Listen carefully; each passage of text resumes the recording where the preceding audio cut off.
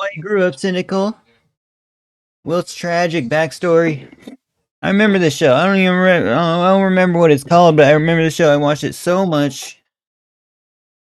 Not Monsters Inc. What is this show called, fam? Let me know. Let's check it out.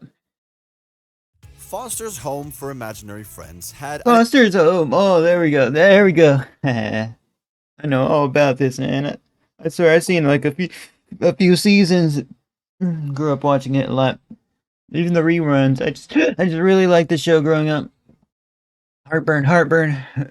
an entire fleet of creative imaginary friends for anyone to enjoy, but one that stood out Yeah, he's got like brown hair like me. above all the rest had to be Wilt.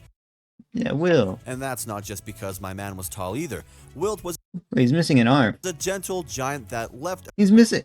a clear impression on anyone who watched the show growing up. He was all about being kind to others and doing the right thing, but for the longest time, Hey, I'm sure we all have that aspect in us, right? I personally think that's a good outlook on life. nobody really knew where he came from or learned those ideals. And that was probably for the better, because Wilt's backstory turned out to be truly heartbreaking. Now, I don't remember him having a backstory, yo. Is there like just one episode that talks about it? I don't know. Wilt had been a main character of the Foster's Home series since the very first episode, and right away Oh yeah, I remember Blue. he solidified Yo, man, I can't believe this is discontinued. Truly a gem. himself as a fan favorite. Why do a lot of shows never last? How come The Simpsons is outlasting everybody? I don't know. I guess Simpsons does it the best. I don't know. Like grow up watching Cartoon Network and then The Simpsons or the Futurama. When you get a little older, He was not only the tallest member of the core group of imaginary friends, but he also had the biggest heart. He was the first character to say please and thank you, and the word sorry sort of became his catchphrase because he was so concerned about doing anything that would upset anyone. I know, the bar is pretty low, but don't let that take away from the point that he's pretty nice. Wilt had one of the most recognizable voices in the house to wait, is that character Blue? I don't remember. fans, as he was brought to life by the veteran voice actor Phil Lamar, who is just as kind to fans as the character would be.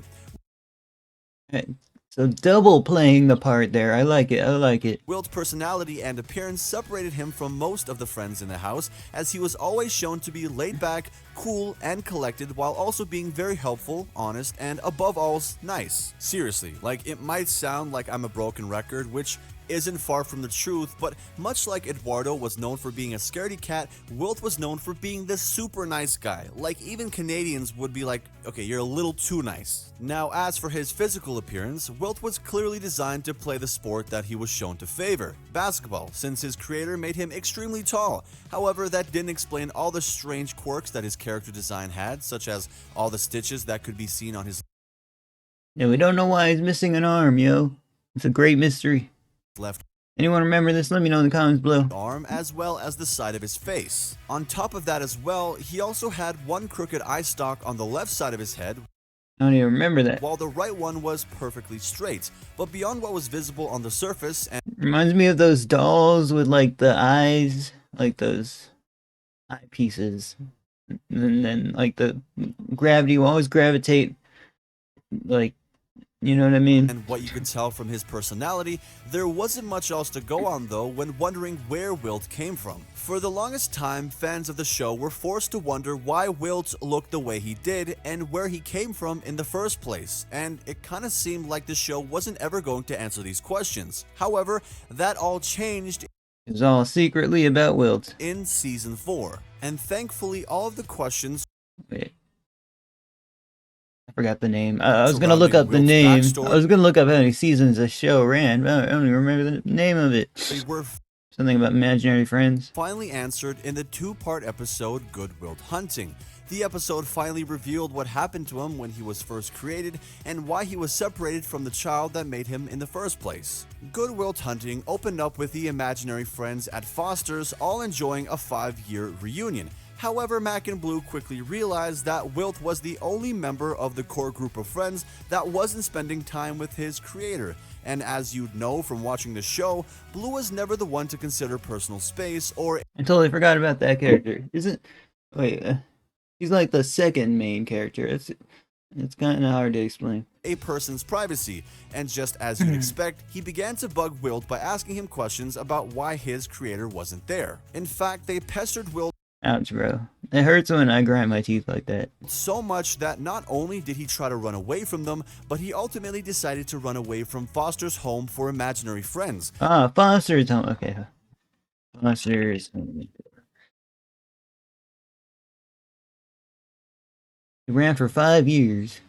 That being said, though, he did That's a good portion of life, bro. Like, have another goal in mind other than simply getting away from Blue and Mac. He also wanted to finally set things right with hey, I don't remember him being angry.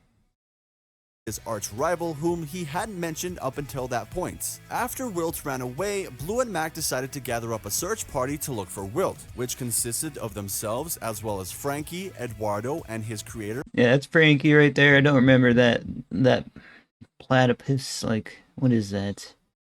This character reminds me of Dexter's Laboratory. Like, I forgot which character. Like, very similar to some character from there. Like Dexter, right? Taller Dexter. This character, I don't know what that could be a reference to. 42, though. Officer Nina 42, like the Doug. Valorosa, as well as Coco and her two co-creators Douglas and Adam. And it's through their journey to find Wilt that fans were finally shown what actually happened to him as a young imaginary friend and why he separated himself from the kid who made him. Not only did Blue and the gang learn that Wilt's creator was none other than the professional basketball player Jordan Michaels, but it was also on that journey that Frankie Jordan Michael. Oh, I get it. It's a play on the words. expressed just how secretive Wilt was. Yeah, bro. He's got a secret life as well. According to her, through all of the years that he had been at Foster's, he never even gave them a hint as to who his original owner was. But it wasn't long after Frankie said that when the series finally showed what really happened, and it all came down to Wilt's rival. Around the climax of the two-part episode, Wilt finally made it back to his hometown during the present time, which was when his rival officially revealed himself. Foul Larry was an imaginary friend who, much like Wilt, was clearly designed to play Don't remember this episode. basketball. Must have been a Will-centered episode, right?